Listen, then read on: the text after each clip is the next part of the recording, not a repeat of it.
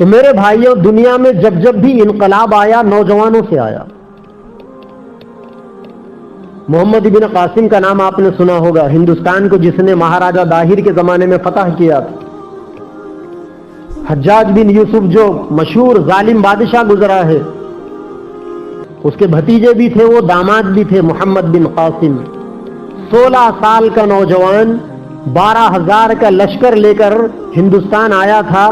6 lakh army تھی مہاراجا داہر کی، محمد بن قاسم کے 12,000 6 لاکھ پر بھاری پڑ گئے تھے.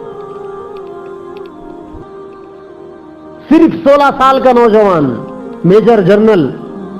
کیا یہ ممکن ہے کہ 16 سال کا نوجوان 12,000 کے اسی عمر کے بچوں کو لے کر 6 لاکھ کی پاورفل آرمی کو زمین چٹا دے، دھول چٹا دے؟ تہجد گزاری تھی ان لوگوں کے زندگیوں کے اندر، تقویٰ، پرہیزگاریاں تھے. عقبہ بن نافع کا نام آپ نے سنا ہوگا، جنہوں نے شمال افریقہ کو فتح کیا. قتیبہ بن مسلم باہلی کا نام آپ نے سنا ہوگا، جنہوں نے مصر کو اور وہ جو شمالی افریقہ کا جو علاقہ ہے ان علاقوں کو فتح کیا. طارق بن زیاد کا نام آپ نے تاریخ کے اندر سنا ہوگا، جنہوں نے اسپین کو فتح کیا، اسپین میں اسلام کے جھنڈے گاڑے اور وہاں 800 سال تک مسلمانوں کی حکومت قائم رہی.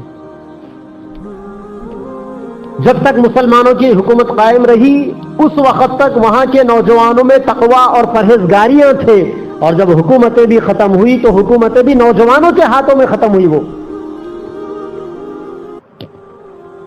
طارق بن زیاد جب اسپین کو فتح کرنے کے لیے گئے ہیں سمندری راستے سے، تاریخ کے اندر ان کے وہ سنہرے بول لکھے ہوئے ہیں. جب سمندری راستے سے خشکی کے اندر ان کی فوجیں پہنچی، وہاں پہنچتے ہی طارق بن زیاد نے حکم دیا کہ ساری کشتیوں کو آگ لگا دو. پھر انہوں نے خطبہ دیا کھڑے ہو کر، جو لمبی چوڑی 2-2.5 گھنٹے کی تقریر نہیں تھی، 1.5 لائن کے بول تھے خالی. انہوں نے کہا کہ اے لوگوں، دشمن تمہارے سامنے ہے، سمندر تمہارے پیچھے. پیچھے جاؤ گے تو بھی مرنا پڑے گا، خودکشی کی موت ہوگی. سامنے جاؤ گے یا اللہ تعالیٰ تمہیں شہادت کی موت دیں گے یا غازی بنا کر یہاں اسلام کا بول بالا فرمائیں گے.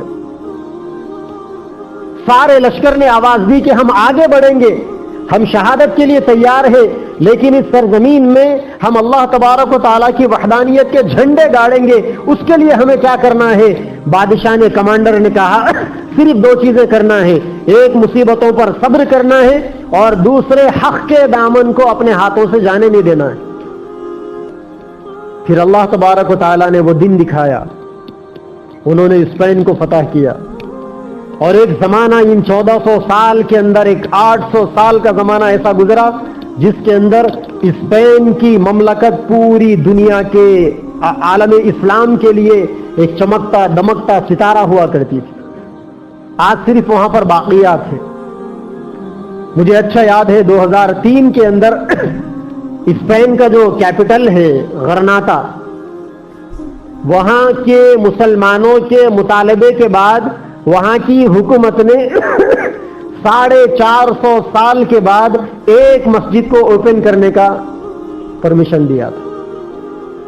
جہاں 800 سال مسلمانوں نے حکومت کی تھی، وہاں اپنوں کی حماقت کے نتیجے میں ایسا بھی دور آیا کہ 2003 میں اللہ کے گھر میں اور پورے اسپین میں 450 سال کے گیپ کے بعد اذان کے بول بلند ہوئے.